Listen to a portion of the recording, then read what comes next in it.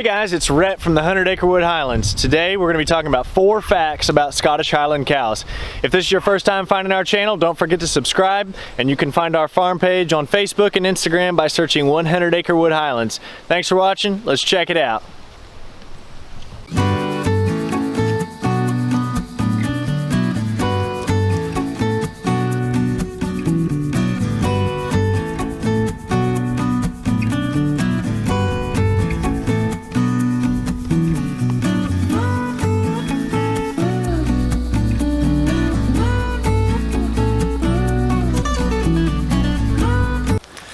Fact number 1, Scottish Highland cows are among the oldest registered breed of cattle in the world.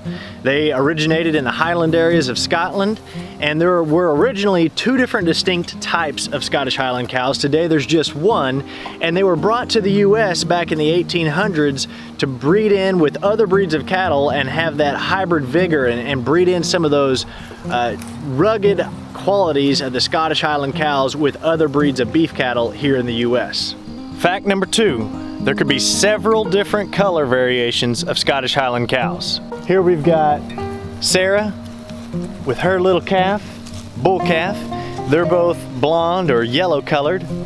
Back in the back over there we've got Sansa, the redhead. She's a red colored Highland cow. Cinnamon is as close to a brindle colored one as we've got. She's kind of got a red undertone with light kind of blonde yellow highlights on her, and so that'd be considered a brindle. Brindle could also be almost a black with a little bit of red in it, so brindle can be a couple of different variations.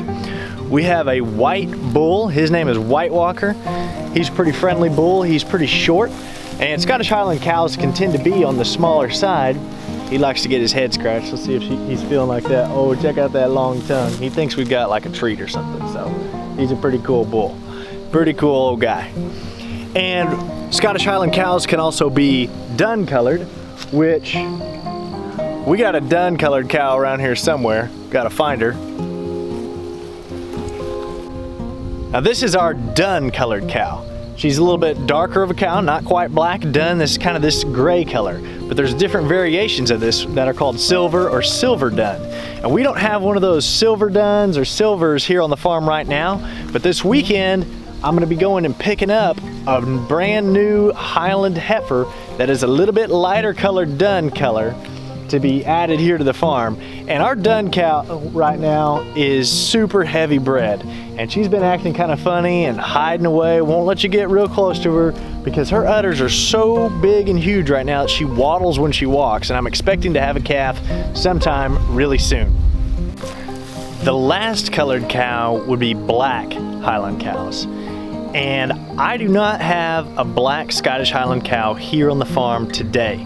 But if you subscribe to our channel, this next week we're going to be picking up a black registered Highland calf, Highland heifer, here to join and round out our color collection here on the farm. So make sure you stay tuned for that new calf. Fact number 3, Scottish Highland cows can be considered dual-purpose breed of cattle. And what that means is that people can milk Scottish Highland cows. In fact, they have a very high butterfat content milk. I don't personally know anybody that milks their Scottish Highland cows, especially not commercially. Probably the horns and stuff like that make it difficult, but at least in the past, people did milk their Highlanders. Most Scottish Highland cows today are raised as a beef breed of cattle.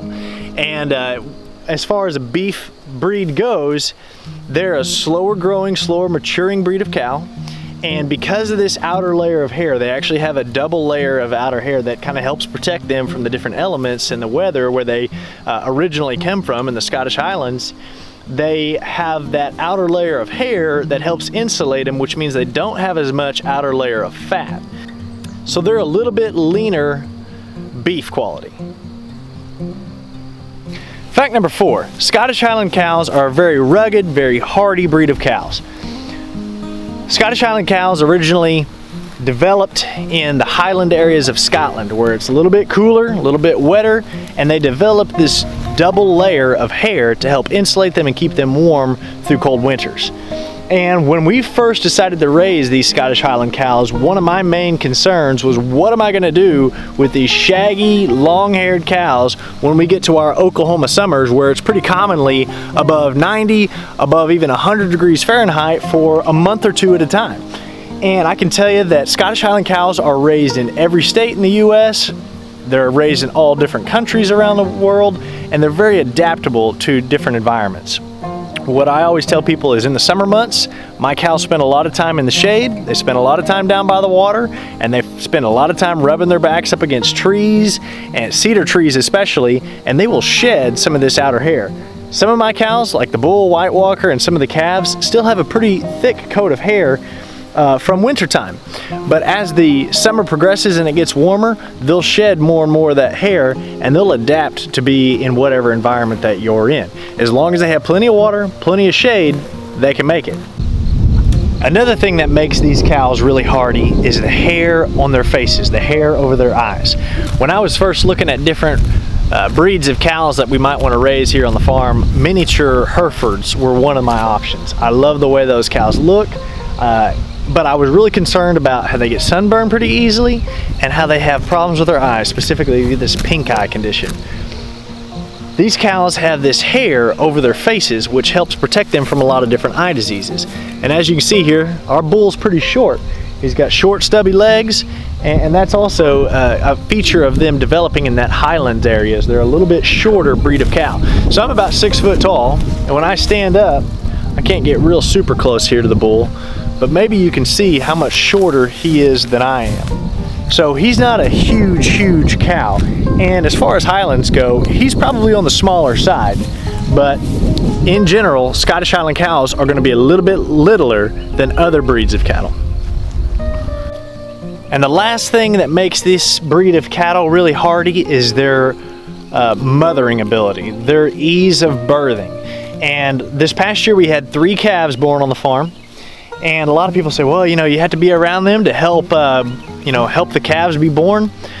No, if one of my cows needed help being born, I wouldn't be able to find it, because the moms go and hide these cows, or go off and they hide these calves when they're getting ready to be born. But these calves, when they're born, are very little, and they very rarely need help during that birthing process. Now, that doesn't mean that you could get a Scottish Highland cow that has some kind of troubles, it has some sort of issue where it does need help. That can totally happen. It could happen with any breed of cow. But in general, these are very good mothers that very rarely require help when it comes time to give birth to their calf. So there you have it, guys. These cows are a super awesome breed to raise. They're a lot of fun. They're beautiful to look at, and I'm so glad this is the kind of cow that we chose to raise here on our farm. If you haven't already before, guys, subscribe to our channel. If you like this video, give me a thumbs up, and you can find me on Facebook and Instagram by searching 100 Acre Wood Highlands. If you've got any questions or comments, leave them down below. I'd love to talk to you. Thanks for watching, guys. We'll see you on the next video. Yeah. Hey, White Walker. Hey, White Walker. Ooh, yeah. Ooh, look at that tongue. Ooh, gross. Ooh. Ooh, ooh, yeah, ooh, that's a huge old tongue there. Gross. Ooh, hey buddy, hey buddy, hey big guy, hey big guy. Yeah, who's a hairy cow? Who's a hairy cow?